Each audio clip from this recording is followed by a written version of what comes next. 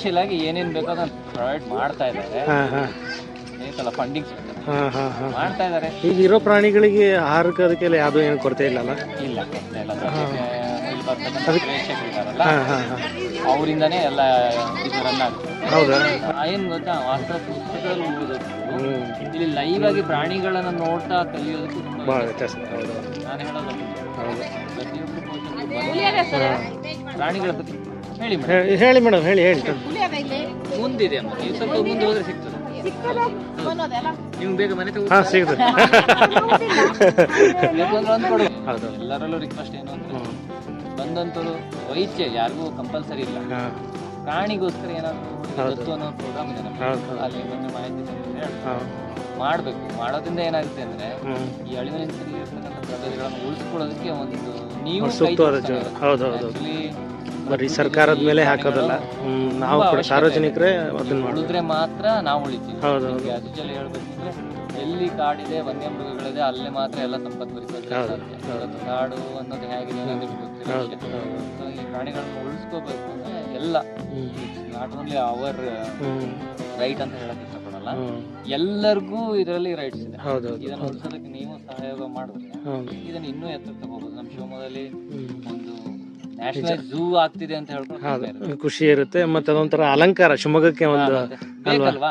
ಈಗ ಮೈಸೂರು ಬನ್ನೇರುಘಟ್ಟದಲ್ಲೇ ನೀವು ನೋಡ್ತೀವಿ ಅಂದ್ರೆ ಮತ್ತೆ ಶಿವಮೊಗ್ಗದಲ್ಲಿ ಅಂತ ಮಲೆನಾಡು ಇಂತ ವೆದರ್ ಇಟ್ಕೊಂಡು ಒಂದು ದೊಡ್ಡ ಮಟ್ಟದ ಒಂದು ಇದನ್ನ ಮಾಡ್ಲಿಲ್ಲ ಅಂದ್ರೆ ಏನೋ ಪ್ರಯತ್ನ, ಅಧಿಕಾರಿಗಳ ಪ್ರಯತ್ನ ಚೆನ್ನಾಗಿ ಮಾಡ್ತಾರೆ. ಇತ್ತೀಚೆಗಂತೂ ಎಲ್ರದ್ದು ಹೌದೌದು ಆಸಕ್ತಿ ಇದೆ ಎಲ್ರಿಗೂ. ಇನ್ನು ಏನ್ ಗೊತ್ತಾ, ಅದ್ರ ಜೊತೆ ನಮ್ಮ ಸಾರ್ವಜನಿಕರ ಪ್ರಯತ್ನನೂ ಆಗ್ಬೇಕು.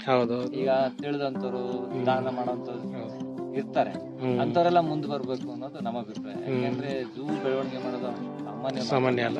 ಇದು ನಿಮಗೆ ನೋಡಿದಿರಲ್ಲ ಗೊತ್ತಿಲ್ಲ, ಮೊದ್ಲೇ ಆಗಿತ್ತು, ಈಗಿರೋ ನೋಡಿದಾಗ ನಿಮ್ಗೆ ಅನ್ಸುತ್ತೆ. ಹೌದೌದು, ನಾವು ಬಂದಾಗ ಅನ್ನೋ ಒಂದು ಇವೆಲ್ಲ ಈ ವ್ಯವಸ್ಥೆಗಳು ಇರ್ಲಿಲ್ಲ. ಈಗ ಒಂದ್ ಸ್ವಲ್ಪ ವ್ಯವಸ್ಥೆಗಳ ಜೊತೆಲಿ ನೋಡೋದಕ್ಕೆ ರಿಕ್ವೈರ್ಮೆಂಟ್ಸ್ ಕೊಡ್ಲಿಕ್ಕೆ ಪ್ರಯತ್ನ ಮಾಡ್ತಾ ಇದೀವಿ. ಅದು ಇನ್ನೂ ಇಂಪ್ರೂವ್ಮೆಂಟ್ ಆಗ್ಬೇಕು. ಇನ್ನೂ ಇಂಪ್ರೂವ್ಮೆಂಟ್ ಆಗ್ಬೇಕು ಅಂದ್ರೆ ಆರ್ಥಿಕ ವ್ಯವಸ್ಥೆ ಇನ್ನೂ ಚೆನ್ನಾಗಾಗ್ಬೇಕು ಅಂದ್ರೆ ಆಸ್ ಯೂಶುವಲ್ ಮತ್ತೆ ಹಳೆ ಎಲ್ಲರೂ ಕೈಗೂಡಿಸಿದ್ರೆ ಆಗುತ್ತೆ, ಖಂಡಿತ ಸಾಧ್ಯ. ಹೌದೌದು, ನೋಡಿ ಸಾರ್ವಜನಿಕರು ಸರ್ ಮೊದಲು ಶಿವಮೊಗ್ಗದಿಂದ ಮಾತ್ರ ಬರ್ತಾ ಇದ್ರು ಲೋಕಲ್, ಎಲ್ರಿಗೂ ಏನ್ ಗೊತ್ತಿರ್ಲಿಲ್ಲ. ಬಟ್ ಈಗ ಬೇರೆ ಕಡೆಯಿಂದ ಎಲ್ಲ ಇಲ್ಲಿಗೆ ಶಿವಮೊಗ್ಗ ಅಂತ ಟೂರಿಸ್ಟ್ ಬಂದವರು ಇಲ್ಲಿಗೆ ವಿಸಿಟ್ ಕೊಟ್ಟು ಹೋಗ್ತಾರೆ. ಅದೊಂದು ಬಹಳ ಖುಷಿ. ಹೇಳ್ಬೇಕು ನಾನು ಗೊತ್ತಿರೋ ಹಾಗೆ ಉತ್ತರ ಕರ್ನಾಟಕ ಭಾರತದವರು ಸುಮಾರು ಜನ ಯೂಟ್ಯೂಬರ್ಸ್ ಬಂದಾಗ ನಾನೇ ಎಷ್ಟೋ ಸರಿ ಅವರಿಗೆ ರಿಕ್ವೆಸ್ಟ್ ಮಾಡಿ ಹೇಳಿದ್ದೀನಿ, ನೀವು ಅಪ್ಲೋಡ್ ಮಾಡಿದ್ದಾರೆ. ತುಂಬಾ ಜನ ಬರ್ತಾರೆ. ಅಂದ್ರೆ ಇನ್ನೂ ಹೈಲೈಟ್ ಆಗ್ಬೇಕು ಅಂದ್ರೆ ವ್ಯವಸ್ಥೆಗಳು ಆ ತರ ಅವ್ರಿಗೆ ಕೊಡ್ತಾ ಹೋಗ್ಬೇಕು.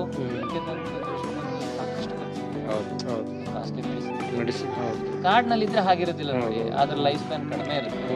ಇಲ್ಲಿ ಬಂದು ಈ ವಾತಾವರಣ ಬಂದ್ಕೊಂಡು ಒಂದು ಪ್ರಾಣಿ ಅದಕ್ಕಿಂತ ಹೆಚ್ಚು ಮಟ್ಟ 2 ವರ್ಷ 3 ವರ್ಷ ಹೆಚ್ಚು ಬರ್ತದೆ. ಕಾರಣ ಏನು, ಅದರ ನೋಡ್ಕೊಳ್ಳೋಂಥ ಒಂದು ನಮ್ಮ ಲೆವೆಲ್ ತುಂಬಾ ಚೆನ್ನಾಗಿದೆ. ಸಣ್ಣದೇ ಅದಕ್ಕೆ ಯಾವ್ದಾರ ಒಂದು ವ್ಯಾಧಿ ಬಂದ್ರು ಅದನ್ನ ಬೇಗ ಇನಿಷಿಯಲಿ ಅಟೆಂಡ್ ಮಾಡ್ತಾರೆ ನಮ್ಮ ಅಮೆರಿಕರು. ಅವರು ಮುಂದೆ ಹೇಳ್ತಾರೆ, ಬಯಾಲಜಿಸ್ಟ್ ಇದ್ದಾರೆ, ಮತ್ತೆ ವೆಟರ್ನರಿ ಆಫೀಸರ್ ಇದ್ದಾರೆ, ಮತ್ತೆ ನಮ್ಮ ದೊಡ್ಡ ಆಫೀಸರ್ ಇದ್ದಾರೆ. ಅವರ ಇನಿಷಿಯಲಿ ಕೇರ್ ತಗೊಂಡ್ಬಿಡ್ತಾರೆ, ಏನೂ ಆಗ್ಬಾರ್ದು. ಬಿಕಾಸ್ ನಮ್ಮ ಮನೆಯ ಒಬ್ಬ ಸದಸ್ಯ, ಅವನಿಗೆ ಏನೂ ಆಗ್ಬಾರ್ದು ಅನ್ನೋದು ನಮ್ಮ ಫಸ್ಟ್ ಮೋಟ್ ಆಗಿದೆ.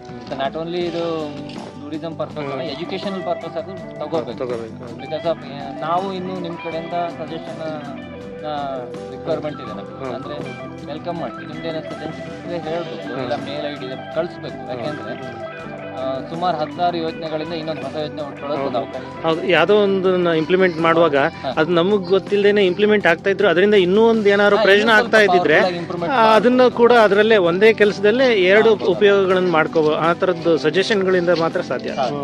ಸಾರ್ವಜನಿಕರು ಖಂಡಿತ ಸರ್. ನಿಮ್ಮ ಹೆಸರು ಗೊತ್ತಾಗ್ಲಿಲ್ಲ ದಯವಿಟ್ಟು. ದೇವೇಂದ್ರ ಅಂತ ಹೇಳಿ, ಆಕ್ಚುಲಿ ಮಾಜಿ ಸೈನಿಕ. ನೆಕ್ಸ್ಟ್ ಮತ್ತೆ ಇಲ್ಲಿ ಕೆಲಸ ಮಾಡ್ತಾ ಇದ್ದೀನಿ. ತುಂಬಾ ಥ್ಯಾಂಕ್ ಯು ಸರ್. ಬನ್ನಿ, ತುಂಬಾ ಚೆನ್ನಾಗಿ ಮಾಹಿತಿನ ಹೇಳಿ ಸರ್. ಒಳ್ಳೇದಾಗ್ಲಿ. ಬನ್ನಿ ನಮ್ಮ ಶಿವಮೊಗ್ಗಕ್ಕೆ. ಮತ್ತೆ ನಿಮ್ಮ ವಿಸಿಟರ್ಸ್ ಟ್ಯೂಬರ್ಸ್ ಮೂಲಕ ಕರ್ಸಿ, ನಾ ಅದನ್ನೇ ಕೇಳೋದು. ಖಂಡಿತ ಸರ್. ನಿಮ್ಮೆಲ್ಲ ಸ್ಟಾಫ್ ಜೊತೆಗೆ ಒಂದ್ಸರಿ ಮಾತಾಡಿ. Thank you.